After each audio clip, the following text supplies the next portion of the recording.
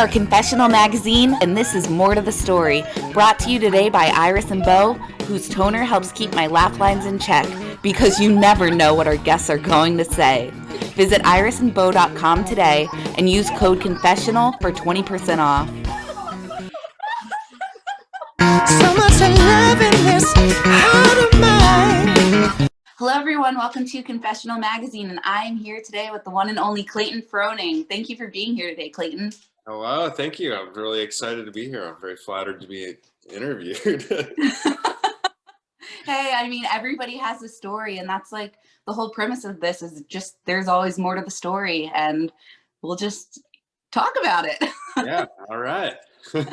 So how did you get your start in the entertainment industry and acting? I was one of those kids that I feel like almost every actor says this, that was like putting on shows in the living room, for the family kind of thing. My focus was always monsters and Frankenstein and stuff like that. But I got drawn into theater in high school, partially because I fell in love with this girl on the bus who was a drama geek, and I kind of just wanted to be close to her, and ended up really just like loving it. And it, was the place where I hung out all the time. Like, I was a pretty good student, but if and when I ditched class, it was just to hang out in the theater. And then after high school ended, like, I didn't have any kind of idea of pursuing it. So I was interested in like natural medicine and possibly being a chiropractor, an acupuncturist or something for a while. So I went to college kind of with a loose focus on that for way too long. Like, got all these like sciencey credits and stuff, and then needed an art credit. So I was like, well, obviously I'm going to choose my art to be just the theater. So I did that, got sucked in, started doing all the plays, ended up auditioning and transferring over to the BFA program at the University of Arizona, and did that and like just loved it. And that's when I knew it's what I really wanted to do. So I just kept doing it, and started doing regional theater, summer stock stuff during the summers, and then continued down that path after graduation, and ran out of contracts doing A Christmas Carol up in Northern California. And like, it's like, well, I have two options. I can either move back to Tucson and like try to find just a normal job or something, or I can take what I've got and go to LA, because I know I'm a West Coast kind of person, and like that's coming. So I might as well do it now. And I've been here ever since. It's been like 15 years. Yeah. So what was the transition going from, stage acting to now being on screen? Yes, some of it certainly is problematic, with, the size of things you do, but that's not necessarily true with every genre. Like, I feel like theater actors really shine in 3-camera, like sitcom kind of environment. Mm-hmm. And a lot of comedy. Like, I think the best thing I ever did for myself as a performer was start doing improv. Mm-hmm. Just started in college, and it was always just kind of a side fun thing. Mm-hmm. And I didn't realize at the time that that's what I was really learning. Yeah. Like all the, like, the Shakespeare and the classic stuff, like there's a huge value to that, and like that old school technique, like Stanislavski stuff. But when it came down to it, the improv is like, I carry that stuff with me everywhere I go, no matter what I'm doing. Yeah. So when I was younger, I grew up in New Jersey, in Edison. It's right outside New York City. But so we had the New Brunswick, like the State Theater was right down the road from where I grew up. So my mom would always enroll my sister and I into these like improv classes for kids, because I was so like awkward, and I was always just the quiet kid, like observing everybody. And my mom was like, this will break you. Like, this will teach you more lessons than just like, it's a mental it really does teach you to just be on your toes and forces you out of your shell a little bit, the improv world. Yeah, and to listen, which I'm sure is like such a huge asset for you too, like interviewing people and listening and responding. And yeah, that's so cool. Were you afraid when you first started to, like, were you Yeah. scared or did you love it? Yeah, Or I mean, I both? still don't really talk to anyone. I'm still like I'll talk to people this way, but I'm still just I'm a very introverted person, but I am the observer. So my sister definitely got that go out and act side of things. She's a professional storyteller in New York City now. And Cool. so she got that like go out and speak. I got to sit back and observe and like, I don't know, but there's something cool about that energy too, because then you can kind of feed off of other people a little bit more too. Mm-hmm. Yeah. And when you focus on the observing and the listening, I think it just makes you better, like, and less nervous. I remember like I would do shows, and this still happens to me every once in a while to some degree. I haven't done an improv show in ages because of COVID, but when when I was in college doing some shows, I would get so nervous that my hands and my legs would go completely numb because like I was in such a like panicky fight or flight mode that like my body's just like, oh, save all the blood for the important parts, you're gonna die. You know. I mean, I guess that would be helpful if you're in like the horror genre. You can just snap out of it. Yeah. So I know that you have recently been on the set for Walker. Can you talk to us about that? Yeah, that was just like the most amazing thing that happened in like basically this whole year. That, you know, things have like died down so much everywhere. There's really very few productions going on, but I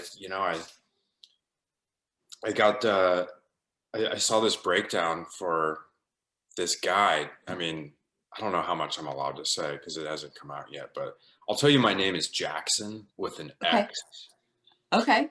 And I don't know. As soon as I saw that name, I was like, Jackson with an X, huh? Okay, I think I know this guy. Like I can dig it. I can get the mullet. Yeah. I had the mullet, like, you know, he's misunderstood, I will say. A little bit of a problem character, which is just my favorite thing in the world to do. Like, you know, I always feel like my number one castings are either dumb but likable or dumb but a problem. And as long as there's like some level of dumb in there, I feel like I really shine. And this guy's like a problematic dumb guy. Well, I am so excited to meet Jackson with an X.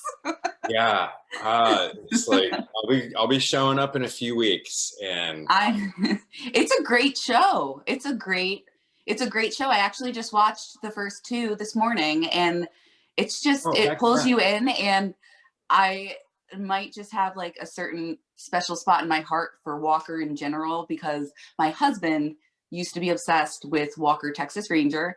And so I had a French bulldog and we named him Walker. So oh yes.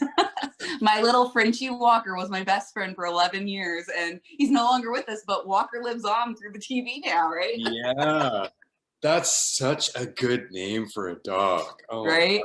He was badass. Especially a Frenchie. This little scrappy little guy. Yup.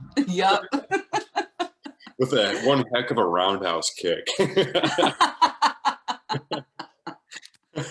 That's hilarious. So when you got the call to be on Walker, were they just like, come out to Austin, we're gonna start filming, and it was just there, or how long does that process take? I was, my agent called me and gave me the news about 3 or 4 weeks ahead of time. And I knew before that I was in consideration. Like it was, I had no idea how many people I was up against, probably 3 or 4. And like, when you hear that, like, just like, okay, I'm just going to pretend that I know that I didn't get it.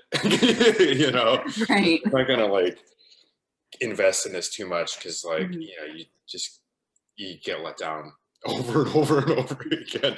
Like it's always a wonderful thing and like very flattering, and like it means a lot to be considered because then you know that those casting people are a fan. And that's always just my goal when I'm like auditioning. It's like just build a relationship and try to get fans in casting, because like that's so important. And if you don't get something, then it's like you still did a good job. They'll still think about you for something else when it's appropriate. But yeah, anyway, they'll come back around.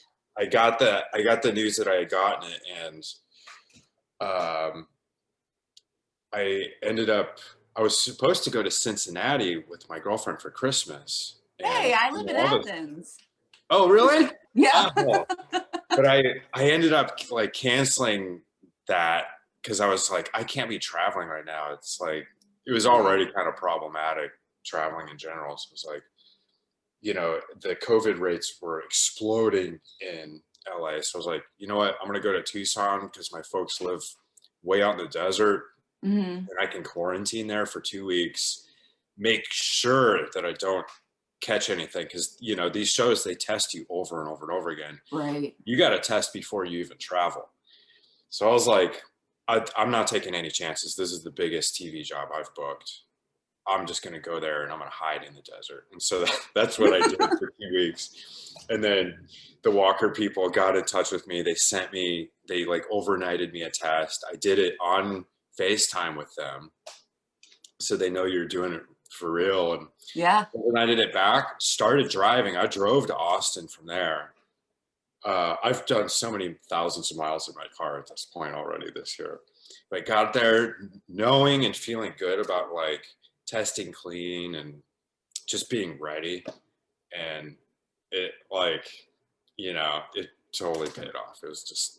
Yeah. And that probably after a year of like nothingness or virtual, you were probably just like, it's like a kid waking up on Christmas to be back on a set with other actors. Yeah. And a huge crew. Like I hadn't been around that many people in so long. It was really strange to like, walk into this place. Like the first day was a mostly outdoor shoot, but still I was surrounded by what must have been like 80 people at least.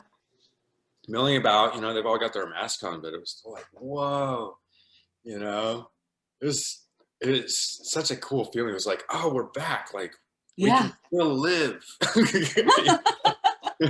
back at it. So is everything open in Austin right now, or is it still pretty much shut down? It's pretty open. Like the restaurants were still open. That's why I was asking, because while you were there, you probably didn't get to go out much because you were worried about then catching COVID again, or did you get to go out some? I did not. I ordered carry out from a few places. And I, walked to the park and did some like paddle boarding on the river and stuff. But okay, well, the next time you're in Austin, you have to check out, because I feel like you might be on the same level of just adventure. Maybe we'll call it adventure. But there's it's the worst restaurant in the best way. It's it's called Texas Chili Parlor. Have you heard of it while you were there? I've been there. Okay. I've had chili there. Yeah. You're like in a dungeon and it's like. Yes. I actually was in Austin at the very beginning of 2020 for a wedding. And my cousin took some of us there. He was like, we got to check out this place. It's like this country western kind of mainstay. We're going to get a bowl of chili and some mezcal margaritas. Yeah. I loved it. Yeah, it's just that dingy, dark hole in the wall, but like you have to go. I went there and there was a man, they were showing the news, and the music was playing loud, and this man is walking around with a microphone singing into it. Mind you, microphone's not plugged in. There's no battery pack, but this man is singing his heart out, some like karaoke song, and he just thanks everyone for being there, and he walks out, and it's like, I love this town. Yeah. Like, Oh, we got to get t-shirts for that place. yes, I'm absolutely. I'm going to go back in March for a reason that I won't disclose. but if things are open back up a little bit, I'll see if I can go in there and I'll snag us a couple of t-shirts or something. Yes. Oh my God. You're my favorite. Yeah. So I recently spoke with Carissa Lee Staples also, who is gonna, be in an upcoming episode of Walker as well. And she was so lovely and kind. And I just think it's so awesome when this bubble, this circle that I'm starting to see now, the more interviews that I do, it's like this community just keeps getting bigger. Like people are just always kind of connected in one way or another to each other. But I feel so lucky that, first of all, I found Matt, who we're going to talk about, Matt Hughes, who wrote Humor Me, which you are also going to be starring in.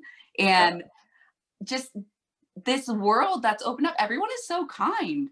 And it's just cool because as an outsider, before I started doing this, you see people on TV and you kind of compartmentalize them as like non-humans in a way that like, you know what I mean? But like now it's like, these are just some of the best people in the business right now. And more people just need to start talking to you guys because you guys are what's next and what's going to be on everyone's screen soon. Yeah. How did you start doing this? Like what kind of sparked the desire to do this podcast? So I grew up, my mom was a librarian, so we were constantly reading books. Like I wasn't even allowed to really watch TV unless it was like LeVar on Reading Rainbow, right? Oh yeah, gotta love LeVar. So like it was just, my house was just always full of stories and just constantly, and my sister's a professional storyteller in New York City now. And I've always been the observing person. But I found in this past year that like I have a voice that I can, connect to other people and share their stories as well. Maybe I'm not the storyteller, but I want to bring other people's stories to everyone else. So I honestly just threw this idea at the wall and it stuck. And it's incredible what can happen when you actually start like believing in yourself a little bit, as corny as that sounds. Yeah. Well, I mean, if by facilitating other people telling their stories, I mean, you are as much the storyteller as anybody is, because the question is half of the story, Yeah, I guess I never thought of that before. There would be no story if it weren't for the question. So that's like, Yeah. if anything, the most important part of the whole thing, Yeah. I mean, it's just fun to connect to everyone because, like I said, everyone's story is so different, and people just amaze me. And I think humans get a bad rap. I mean, there are a lot of really, really, really crappy people out there. Oh, it's just the worst. The worst. But then you also find the good ones. Yeah. They're out there. Yeah. So tell me about Humor Me.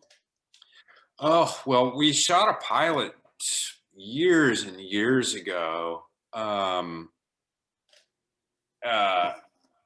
it was like, I can't even remember how I booked it. I think I maybe auditioned for it, like submitted myself on Actors Access or one of those things.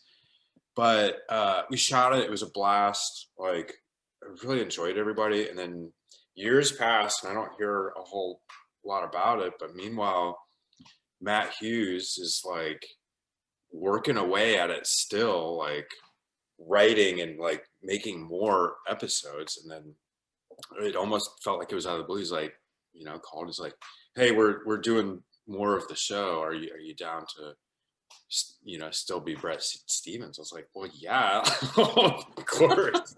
What have you been doing?" And he's got all these like, he wrote a full season, and it's like just dynamite. Like, you know, it's great comedy. It is. So Matt sent me some of the episodes, and it's just it's an incredible show, and you're laughing the entire time. And it's the characters, the way that he writes the characters is exactly how the story would happen if you were the person it was happening to. It's so relatable that it's almost like uncomfortable at points, but I live for a good uncomfortable moment. Uh-huh. Yeah. And that's part of the humor in it. So tell us about your character. My guy Brett he's one of two best friends to Matt's character, and I'm kind of the fun-loving party boy who doesn't want to grow up. But I've seen a little bit of success as a comedian, as an actor. You know, it's based in Los Angeles, mostly just commercially. So I've, you know, been able to pull in some money commercially, and it's kind of gone to my head a little bit. And it's kind of about the three of these guys struggling to face growing up, and you know, the struggle of you know, being in entertainment, and dating, of course, is like a major string of plot points in it. And just the way we all interact, because we're all very different, you know. Matt's character is he's more the straight man of the show, and we just play off of him and like irritate him. I mean, I kind was of mess his life up. Yeah. I was cracking up when you're checking your bank account the next morning, and everyone has put all their shots and drinks on your tab. Yeah. Yeah. And Charlie, who's our other best friend, played by Troy, is like, just like, he's so funny. He's this like British dude who is like kind of a burnout, and he comes across at first as like, you know, just like a straight up burnout type character, but he's kind of the voice of like the heart of a lot of the show. And his performances are just like so funny, and the cast is great. Like, he did such a good job of casting ringers, I think, and we all played off of each other really well. There's a lot of improv and freedom. And that's not, you can tell that you guys just like ping off of each other's personalities and can like roll with what's thrown your way. Yeah. So I know with Walker and then Humor Me, that's what I know that you have going on. What else do you have going on that maybe we don't know about? Well, voiceover is kind of my day-to-day main bread and butter.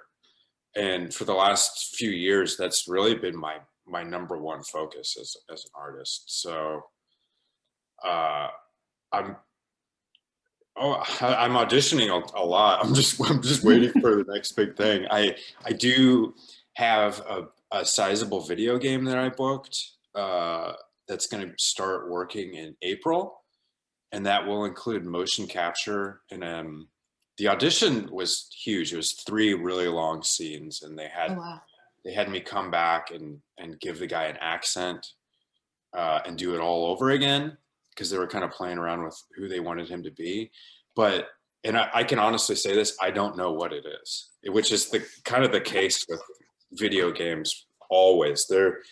No one is more secretive than the video game industry. So I wonder why.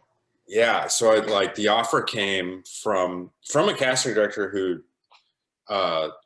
you know, cast huge games. So I looked that up. I'm like, okay, so it could be one of these franchises, but the sides that I got, I'm sure were dummy sides. They're not the real copy for the thing, but right. Close enough to where it's this similar character. So I'm really looking forward to getting that, and like just knowing what it is. So you won't find out until it's released? I won't find out until I'm working. Probably, you know, they probably will tell me on my first day. Be That's like, so guys, exciting. what are we doing here? You know, which is so weird because that would not ever happen for a TV or movie. You know what movie Yeah. you're in. Right. Yeah. That's so funny. That's got to be so weird. Like, I don't know where I'm going, but I'm going. Yeah. So I am, I'm thrilled about that. I've had a string of amazing fortune in the last couple of months between Walker and that, and Good for you. it's felt really good, really, really good. Good. Good. Yeah. I mean, that's you put your heart, your life, your passion, your soul. You went to LA instead of going back to Arizona. Everything you've done is for this reason, and it's happening. You know, it's exciting. I'm happy for you.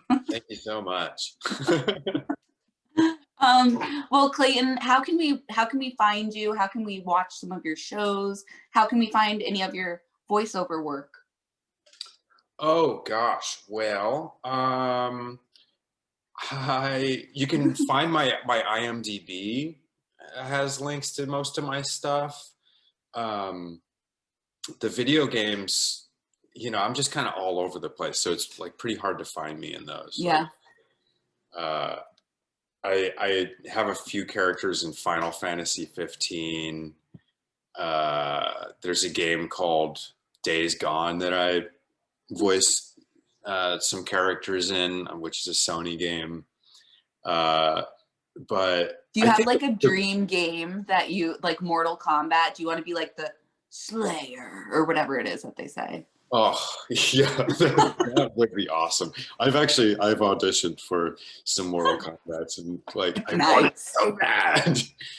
I wish that they would make a new like Double Dragon or Contra game or something, because I've never been much of a gamer past when I had the basic Nintendo, and those were right. the games that I played.